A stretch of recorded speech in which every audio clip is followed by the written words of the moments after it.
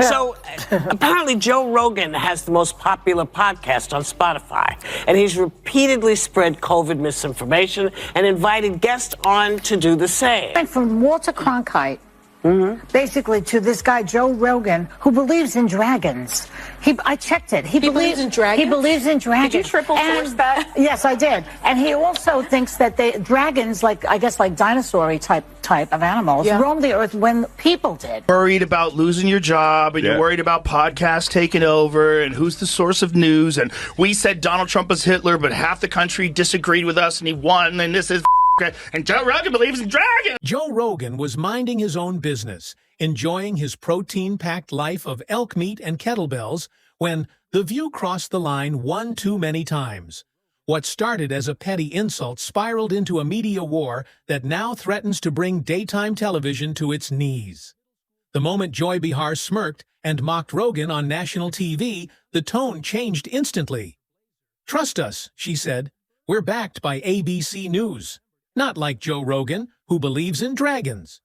The studio audience laughed, but behind the scenes, the countdown to legal destruction had already started. Rogan didn't waste time complaining online or throwing passive-aggressive tweets. He did what no one expected. He hit back with a $100 million defamation lawsuit that exploded through the entertainment world like a wrecking ball made of subpoenas. The lawsuit wasn't a bluff, and it wasn't symbolic. It was a full-force, facts-backed takedown that exposed The View for what Rogan's legal team called reckless and defamatory broadcasting. That's why people like our show, because they know that we are checked by ABC News. But We're checked by everybody. Yeah, I mean, if we're wrong, we have, the legal note here. The human legal note. I don't know. Hey, this is the most important part. This is right after she was saying, we are run by ABC News. You should trust us, not Joe Rogan, who believes in dragons. So she by saying we should trust them because they're double checked by ABC News, and then making the stupidest statement. Like you didn't listen to what I said. Yeah. You didn't listen to what the wildlife biologist, and that's only a part of what he said. I can't believe the other Joy part of what he Behar said was there was something before that where he was explaining encounters with giant reptiles. Suddenly, those coffee-sipping conversations turned into evidence. Whoopi Goldberg sat frozen as the words "legal liability" echoed louder than any studio applause. Sonny Hostin's confidence cracked like glass as the complaint reached every major news outlet across the country. What was once a daily routine of hot takes and smug superiority turned into a courtroom crisis. The lawsuit named specific segments, quotes, and moments when Rogan's name had been dragged through the mud, all with zero factual basis. While Joy Behar rolled her eyes and dismissed Rogan as a dragon believer, he was quietly gathering timestamps, transcripts, and video receipts. He didn't roar, he struck with precision. Rogan's legal team argued that The View's repeated accusations weren't opinions. They were broadcast as facts to millions of viewers. And in the court of law, that's not free speech. It's defamation. ABC executives were caught off guard. Behind closed doors, the network was scrambling, reviewing hours of footage, desperately trying to figure out how it had come to this nightmare moment. The internet, of course, lost its mind. Memes flooded social media. Dragon Believer trended across platforms as Rogan leaned into the mockery and even updated his profile to read exactly that. That show has this very specific ideological bubble in which they operate in. And they always bring on a token conservative woman, and they yell over her and silence her, and they did that with Meghan McCain, and they did that with what is that other blonde woman from Survivor? Do you remember her? Jamie? She was always yelling. I mean, it's a bizarre show. What started as an insult turned into one of the most expensive jokes ever made on live television. And the punchline? A $100 million lawsuit dropped like thunder across the media landscape. Even longtime fans of The View were stunned.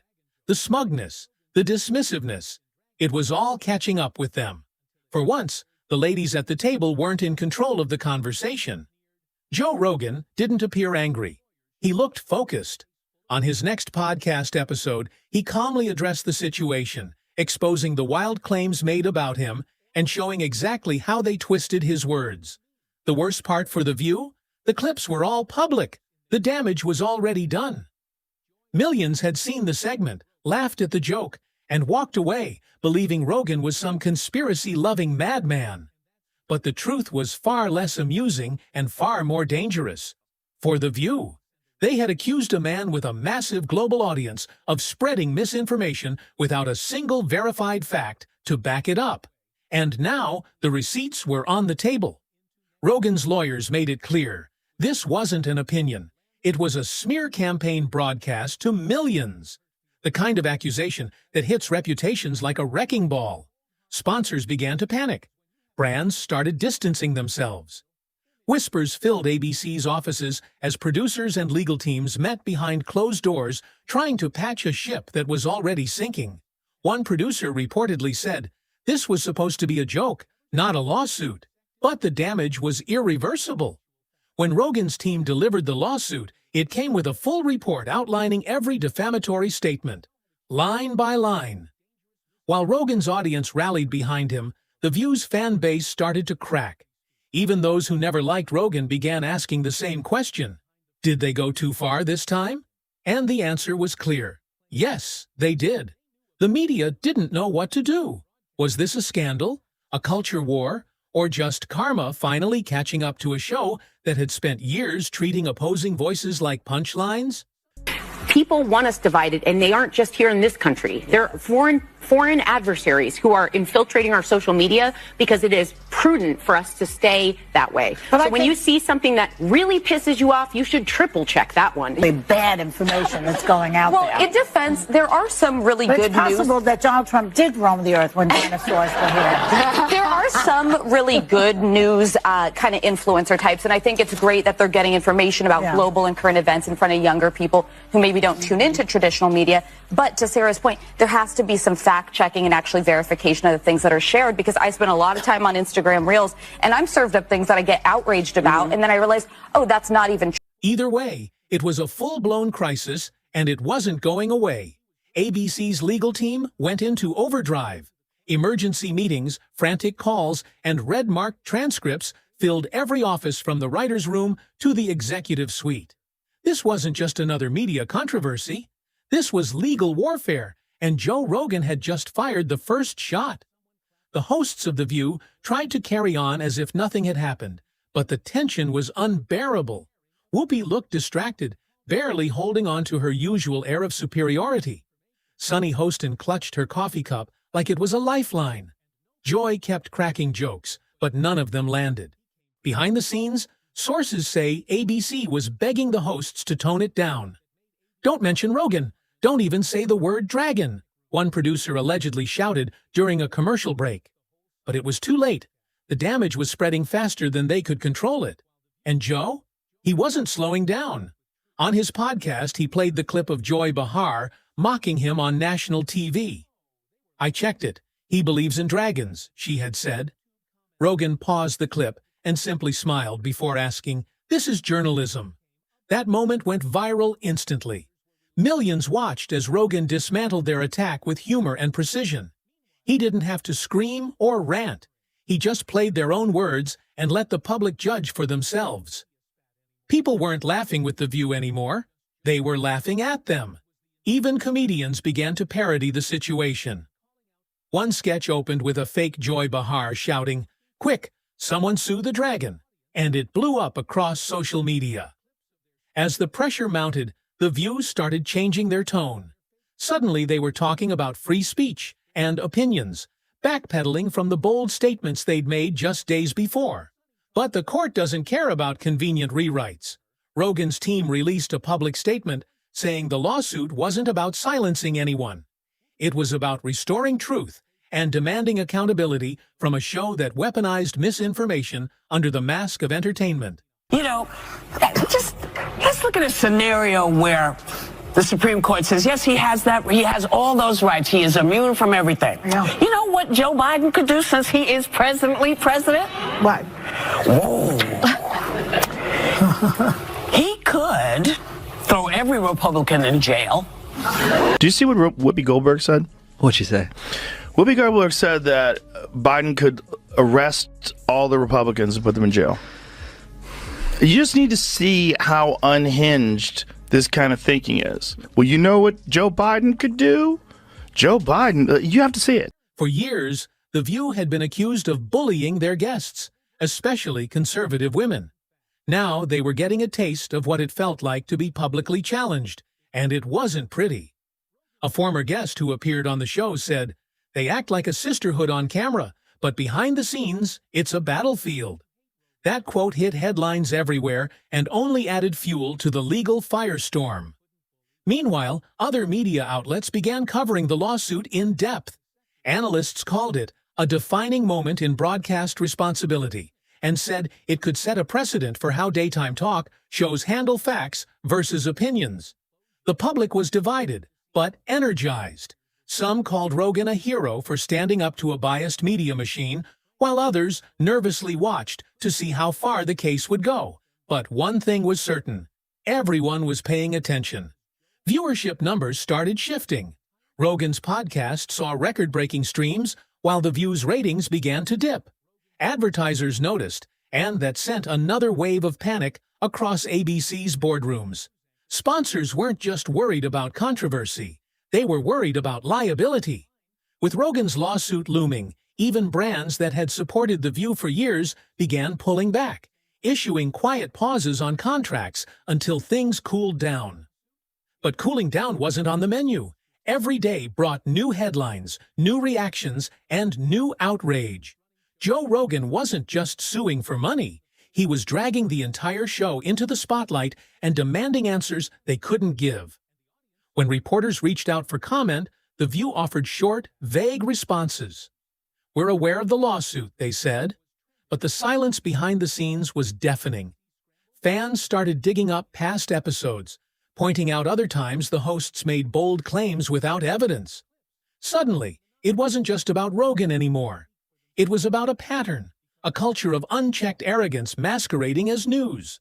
One legal expert warned that The View might be forced to settle, and fast. "If this goes to trial, it'll be a public disaster," she said.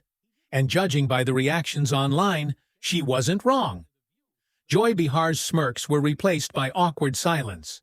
Sunny Hostin looked visibly shaken during recent broadcasts. I agree that Joe Rogan is a horror. A horror. I mean, I'm not saying that Joe Rogan should be removed from Spotify. He's got 11 million listeners. He's got a $100 million, contract as of 2020. But I do think as the podcast platform, you have to have some sort of guidelines. How about a disclaimer on his podcast that says, this is misinformation? Whoopi tried to pivot to politics, but every word felt like it was walking on legal eggshells.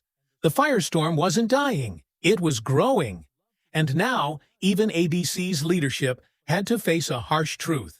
Their flagship talk show had become a legal liability wrapped in daytime lipstick and noise. Behind the scenes, Disney, the parent company of ABC, was getting nervous. Executives were reportedly furious that a daytime show meant to entertain had triggered a legal disaster with a man who had one of the biggest microphones on the planet. Internal memos started circulating, warning producers to vet future segments more carefully. Avoid any mention of Rogan, dragons, or defamation until further notice, one anonymous employee claimed. The studio wasn't just rattled, it was in full retreat. And still, Joe Rogan wasn't backing down. His legal team pushed forward with confidence, releasing a detailed breakdown of their case to the press. It outlined every defamatory statement, every misleading claim, and every reckless comment aired about him. The internet devoured it. Reddit threads turned into investigative reports. YouTube analysts broke it down line by line, and Twitter became a battlefield where facts clashed with spin.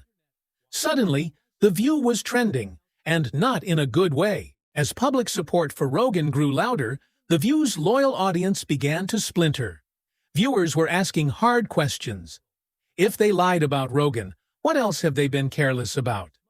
The trust they once enjoyed was cracking under the weight of scrutiny. Rogan's fans took the fight to every platform. Clips of Joy Behar mocking him were now paired with legal commentary, and furious reactions. This is what happens when you mock someone who actually reads the data, one user posted. And in the middle of it all, Joe stayed cool. He didn't scream. He didn't rant. He just sat behind his microphone, played their words back to the world, and let the truth do the damage. His calm dismantling of their mockery was more powerful than any outburst. Sponsors who had once proudly supported The View were now making quiet exits. Brand representatives didn't want their logos floating beside a show involved in a $100 million lawsuit. The fallout was no longer just legal, it was financial. Producers tried to pivot the show's tone, focusing on fluffier topics and healing conversations, but it was too late. The damage had been done, and audiences weren't in the mood for soft talk when accountability was overdue. One episode opened with a nervous Whoopi trying to laugh off the controversy, but the energy in the room had shifted. Why doesn't The View have any trans women on it? Great point. It has a lot of women that look trans, but none of them... It has a lot of second and third takes. After a drink, you'd go, huh? But it doesn't have a ton of... Even the studio audience, often coached to cheer, felt hesitant. The show was in free fall. Meanwhile, Joe's podcast shattered more records. His breakdown of the defamation lawsuit hit #1 globally. He didn't need a PR team. His facts, humor, and clarity were his defense, and the public was eating it up. Commentators across the spectrum weighed in. Some called it a reckoning for legacy media, while others dubbed it a masterclass in how to hold TV giants accountable. Either way, the story wasn't fading. It was growing. When asked in an interview if he planned to settle, Rogan smiled and said, "Let's see what the truth brings." That one sentence sent shockwaves through every newsroom in America. He wasn't playing games. He was setting standards. The View's legal team eventually released a lukewarm response, filled with vague denials and ongoing review statements. But by then, the public wasn't buying it. Too many clips, too many contradictions, too many receipts. Even longtime defenders of the show started questioning its credibility. "I love these ladies, but they really messed up this time," one fan tweeted. And that shift in sentiment was the final warning bell for ABC. Insiders claimed some executives were now considering replacing key hosts to calm the firestorm. Others suggested canceling the show entirely if the legal battle couldn't be settled quietly. What once seemed unthinkable was suddenly on the table. Joe Rogan didn't set out to start a media war, but when attacked, he fired back with facts, strength, and a lawsuit so strong it turned the TV world upside down. The dragon joke that was meant to humiliate him became a national embarrassment for The View. In the end, Rogan proved that truth still has power, and that mocking someone for views can come with a price tag you can't afford. This wasn't just a lawsuit, it was a media reckoning, live and televised for the world to see. So while The View scrambles to survive and ABC counts the cost, Joe Rogan is still sitting behind the mic, calm, collected, and completely undefeated. And this time, it's not a conspiracy, it's history.